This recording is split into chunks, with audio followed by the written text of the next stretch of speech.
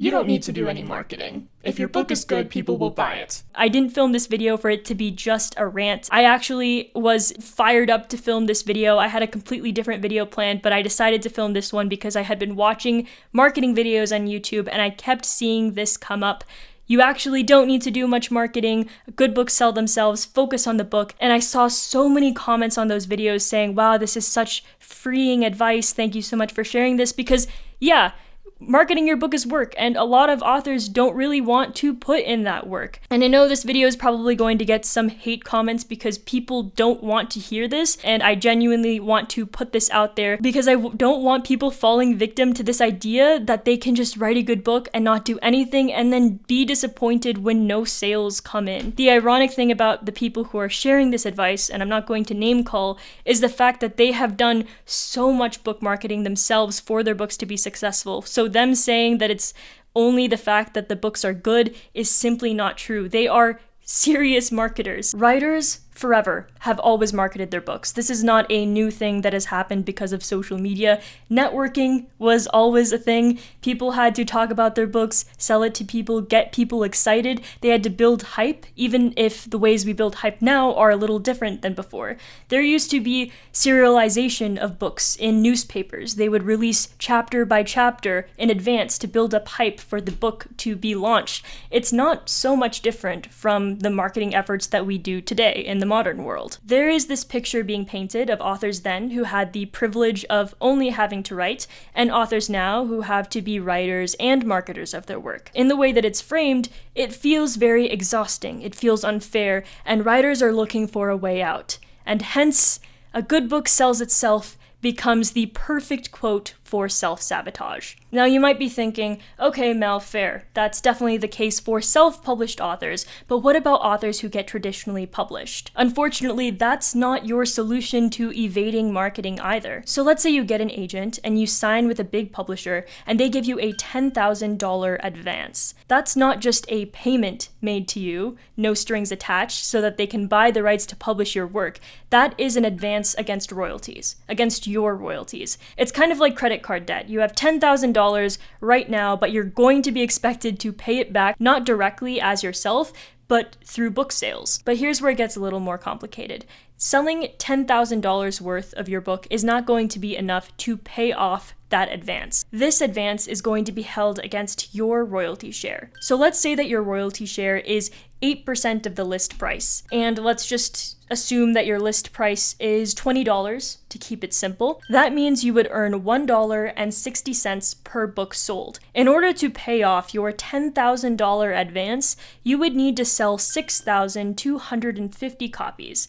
That's $125,000 in gross revenue for that book. You might be thinking, wow, those are some pretty big numbers, but with a big publisher behind you, surely it's doable. According to Jane Friedman, 70% of authors never earn out their advance. The Science Fiction and Fantasy Writers Association reports something similar. They say 75% of advances are not earned out. So let's just assume that 70% of authors don't earn out that advance. Well, what does that mean? It means they literally never make money. They get a check once they sign with the publisher, and that is the last that they ever get for their project. So why exactly is this happening? I thought publishers have resources and marketing teams and put effort into this stuff. Well, yes, but they typically market the books that they already see are selling and doing well. They might have a baseline standard for how they handle pre-release marketing and the launch of their book, but at the end of the day, they're going to throw more money at the books that are making them the most money. The publisher says, okay, bingo, we've got a winning book.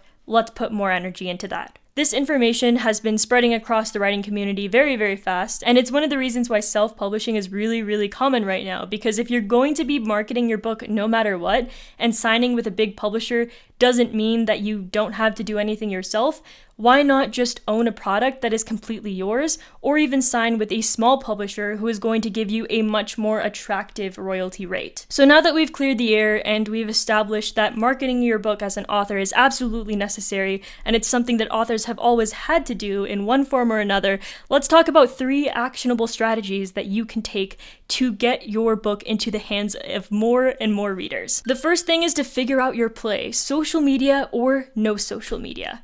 I have been very conflicted about this for quite some time. I've gone through long periods where I didn't want to be on social media, where I've even debated leaving YouTube.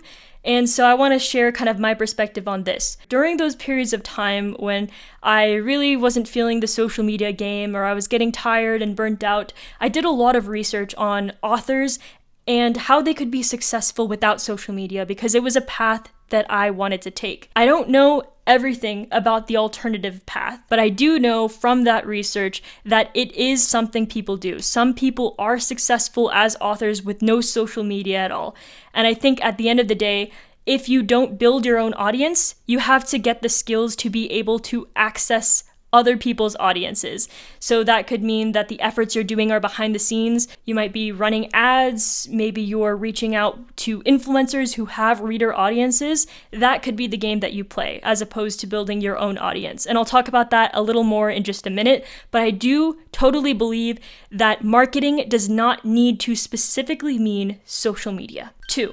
Get comfortable giving away your book for free. Now, this is kind of a heated topic in the writing community, and I think just in the artist community as a whole, because there's this idea that art is not valued in society, and we as artists have to price our work at what it's worth, because art does have value. And yes, I agree with all of those things, but I don't think that giving away your books for free is disrespecting yourself or not valuing your work. In fact, I think it's the opposite, because it is giving your book the best chance for success. It's playing the long game. A good book is going to lead to more recommendations, more people finishing it and sharing it with friends and saying, hey, you need to read this. And ultimately, yes, that will lead to more sales. But who is that initial pool of readers who are going to become your recommenders?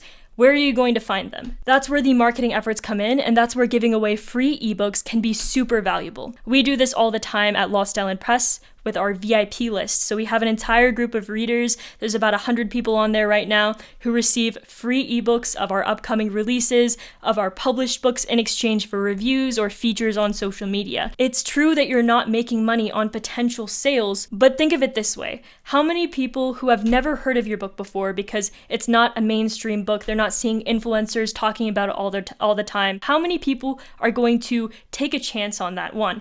And 2, pay to take a chance on that? It's actually a pretty big barrier of entry to get someone to say, okay, I'll spend a week, 2 weeks reading your book. Your goal at the end of the day is to 1, convince people to just read your book, to just start reading it. 2, to get people to finish it, which comes down to the quality of your work. And 3, to get people to recommend it, which also comes down to the quality of your book and also maybe a gentle nudge or an outreach saying, hey, what did you think? Would you mind maybe sharing it with a friend or leaving a review on Goodreads? So breaking it down, there's 3 steps. You have to convince them to read it, they have to finish the book, and then they have to recommend it. Assuming you have a killer story, there's a good chance they're going to finish it and recommend it. So the hardest step is that first step, convincing them to Sorry, there's a fly in here. So you want to make that first step as simple as possible. And the easiest way to do that is to give them a free ebook. If you use a service like BookFunnel, it is really cheap and easy to deliver ebooks to readers. Please, please, please, please, I'm begging you, do not buy your own ebooks on Amazon and gift them to people. You should not be paying to give away free copies, okay?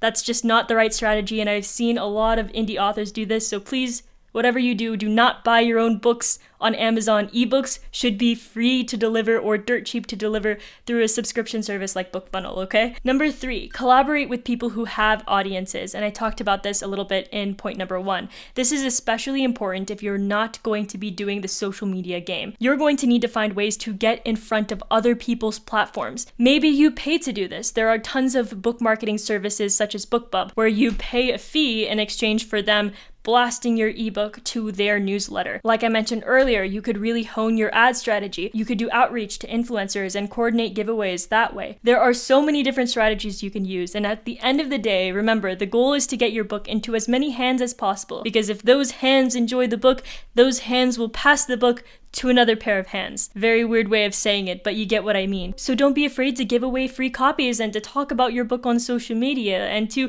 tap into audiences who you genuinely think would enjoy reading your story. I know I brought up a lot of controversial ideas in this video, so if you have any thoughts on any of it, I would seriously love to hear from you. I really hope you enjoyed this video, and if you did, please give it a like and subscribe for more videos about writing and publishing. And I would also love to have you on the Lost Island Press newsletter. If you join, you'll get a free ebook of my novel Capsule, which is this book right here, and BookBub editors call it a cross between A Good Girl's Guide to Murder and Ready Player One. So check it out, I'll have a link in the description below. That's all for today, so until next time, get lost.